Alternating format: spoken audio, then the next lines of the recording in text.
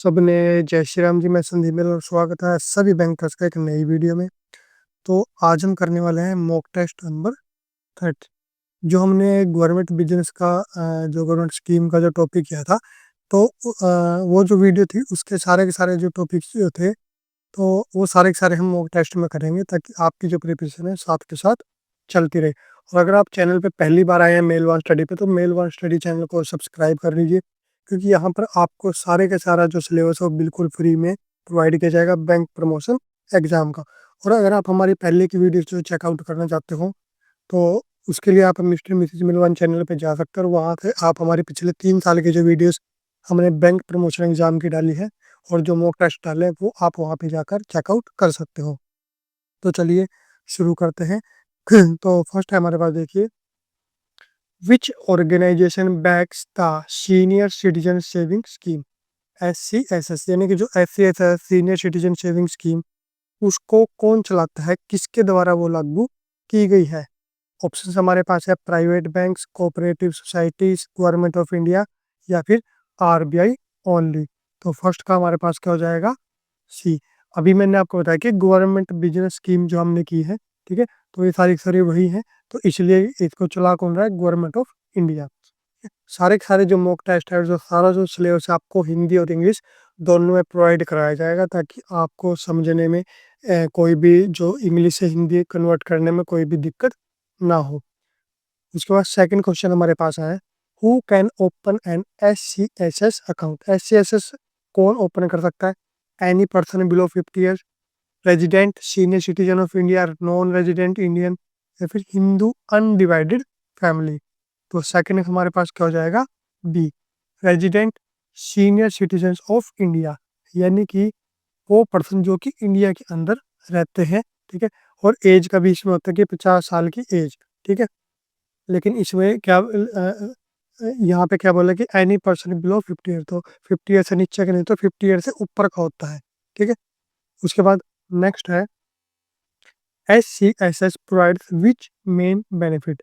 जो SCSS scheme है उसका मेन बेनिफिट क्या मिलता है, लॉटरी प्राइज, ठीक है, तो ऐसा तो कुछ होता नहीं। देखिए, रेगुलर इनकम आफ्टर रिटायरमेंट, ये हो सकता है, फ्री मेडिकल इंश्योरेंस, या फिर फॉरेन इन्वेस्टमेंट अपॉर्चुनिटी। तो आंसर हमारे पास क्या जाएगा, B, regular income after retirement. जो सीनियर सिटीजन सेविंग स्कीम है वो मेनली किस लिए ओपन की जाती है, कि रिटायरमेंट के बाद एक रेगुलर इनकम मिलती रहे।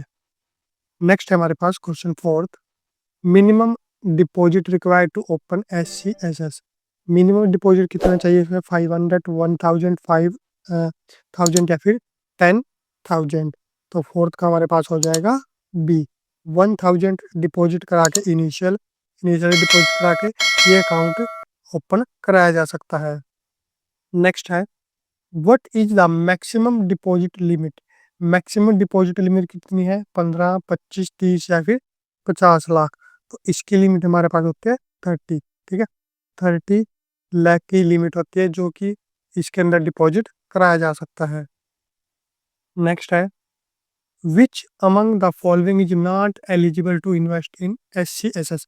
इनमें से कौन है जो कि SCSS के अंदर एलिजिबल नहीं है अकाउंट ओपन करने के लिए या फिर इन्वेस्ट करने के लिए।